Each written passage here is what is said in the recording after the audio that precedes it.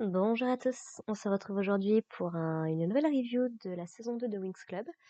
Et aujourd'hui, épisode 6 qui était, bon, ma foi, sympathique pour ce qu'il présente, mais franchement, on aurait pu se passer de toute cette storyline pour moi. Donc en gros, cet épisode va se concentrer sur le mariage de Brandon avec la princesse Amencia. Après avoir récupéré les mini-fées, donc le groupe de Bloom fait son possible pour essayer de retrouver la cité de Dawnfall, d'après ce que Stella se souvient. Et en gros, on va dire qu'elle est particulièrement agacée, frustrée, et ouais, elle accepte pas la moindre pause, elle accepte pas la moindre contradiction, c'est il faut aller sauver mon bien-aimé et basta, quoi.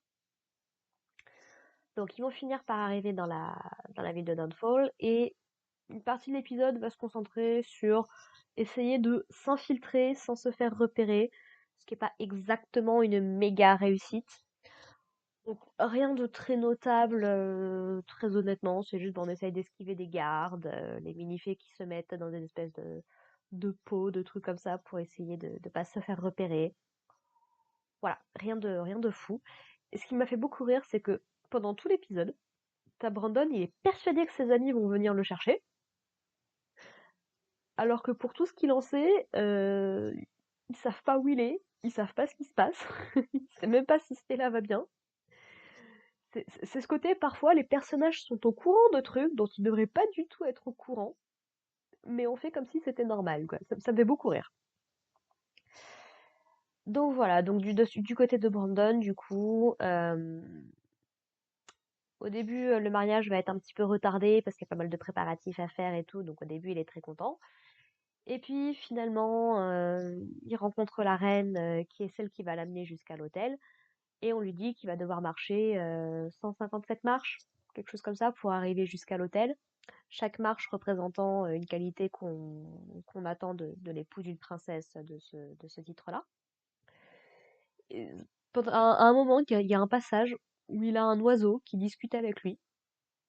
Et j'ai pas très très bien compris d'où la bestiole sortait, qu'est-ce qu'elle foutait là. Et elle répète 157, 157, 157. Et Vernon essaye de se confier de ce qu'il ressent, de machin et tout, de faire comprendre que l'oiseau ne peut pas comprendre ce qu'il ressent. Et bah, en fait, l'oiseau il répète le nombre de marches qu'il est censé gravir, quoi. Ok, petit passage rajouté, histoire d'eux.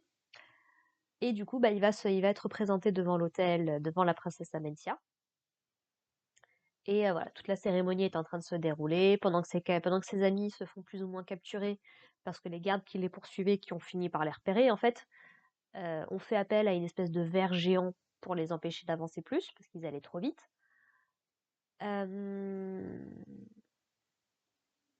Oui, parce que Brandon a failli se faire, enfin, s'est fait assommer, mais Bloom est intervenu pour que la massue que le garde il avait la somme lui-même. Ça m'a fait penser à Harry Potter un petit peu. Et en fait, voilà, ils vont se faire arrêter, donc ils vont être obligés de regarder le mariage en train d'avoir lieu. Et du coup, on va offrir à la princesse Amencia en guise de cadeau, donc les fleurs de la fécondité, pour qu'elle ait plein d'enfants, et également donc les anneaux nuptiaux qui sont censés l'unir à Brandon. Petite chose à noter, c'est qu'un peu plus tôt dans l'épisode, Amoré, donc la mini-fée de l'amour qui est en connexion parfaite avec Stella, est tombée sur Sponjus, qui déprime dans son coin, en train de... Alors, on nous dit qu'il boit du jus de fruits. Vu comment il agit dans la suite de l'épisode, j'ai du mal à croire que ce soit que du jus de fruits. Je veux bien que c'est un dessin animé pour enfants, donc tu évites tous les sujets un peu controversés, machin et tout. Mais clairement, à mon avis, c'était pas que du jus de fruits qu'il était en train de boire. Et en gros, donc il lui raconte un petit peu ses malheurs, machin et tout. Et Amoré va plus ou moins, alors c'est pas exactement confirmé, on sait pas exactement trop ce qui s'est passé, mais en gros, elle va utiliser sa magie et une fleur pour créer une fleur qui va faire que quand la princesse va la sentir, elle va tomber éperdument amoureuse de Sponjus. Donc, je sais pas très bien si c'est considéré comme un filtre d'amour, si c'est juste qu'elle lui a fait réaliser les sentiments, parce qu'elle avait pas l'air de détester non plus Sponjus en dehors de la fleur fanée. Mais c'est particulier, quoi, parce que certes, le mariage forcé de Brandon, c'est pas une bonne chose. Forcer la princesse à tomber amoureuse de quelqu'un d'autre, c'est pas une solution non plus, quoi. Je vois pas où est l'amour dans la situation, là. Mais bon. Et du coup, donc là, la princesse se rend compte, du coup, que elle n'est pas, a priori, elle n'est pas amoureuse de Brandon, elle est amoureuse de Spongus. Et du coup, donc elle annule le mariage, elle rejoint Spongus, et globalement, tout se passe plutôt pas trop mal, quoi. Donc Spongus devient le nouveau prince. On le voit à la fin de l'épisode en train de prendre un bain avec la princesse. Bon, tout a l'air d'aller bien. Et en gros, donc il a offert des bouteilles de jus de fruits à Brandon pour se faire pardonner de lui avoir piqué sa fiancée. Et puis voilà, que tout allait bien, quoi. Et du coup, bah, Timmy est venu les récupérer avec Riven. Et comment est-ce qu'ils ont su? Ça encore, c'est aussi un truc. Ils avaient perdu le contact globalement quand ils sont arrivés, quand ils ont commencé à aller dans la grotte. Et tu vois Tekna qui essaye vaguement d'essayer de récupérer le contact, mais sans plus, quoi. Elle est gérée très bizarrement, cette mission. Que ce soit d'un côté comme de l'autre, en vrai de règle. Comment est-ce qu'ils ont su quand il fallait aller les récupérer, machin et tout? Je... Ouais, très dubitative sur le fonctionnement, sur le fonctionnement de ce truc. Mais bon. Et donc du coup, voilà, donc tout se termine bien sur cette petite partie, avec toujours du coup la menace du phénix qui visiblement n'est pas comment dire, ça lui pose pas tant de problèmes que ça visiblement que les mini-fées aient été libérées. D'ailleurs, on ne le voit pas du tout dans cet épisode-là. Donc ça pue le piège à plein nez. Bon, un truc que j'attendais dans cet épisode-là finalement ne s'est pas produit, donc j'imagine que ça arrivera plus tard. Je suis très curieuse de voir comment est-ce qu'elles vont débloquer cet élément important dont on reparlera. Si vous connaissez la saison 2, vous savez de quoi je parle, mais je vais essayer de rester spoiler free.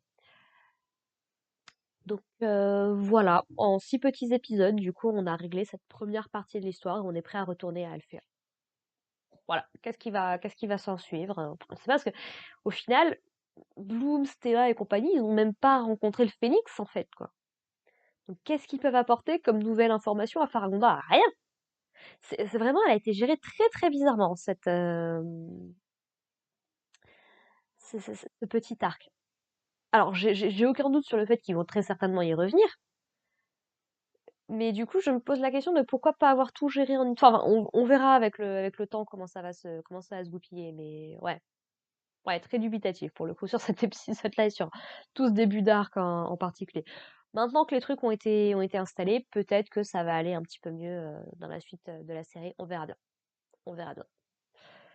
Sur ce, bah écoutez, moi je vais vous laisser là. Et puis on se retrouve la semaine prochaine pour attaquer le deuxième arc, j'imagine, de la saison 2. Donc avec l'épisode 7, la semaine prochaine. Et puis bah en attendant, portez-vous bien. Allez, bye les gens.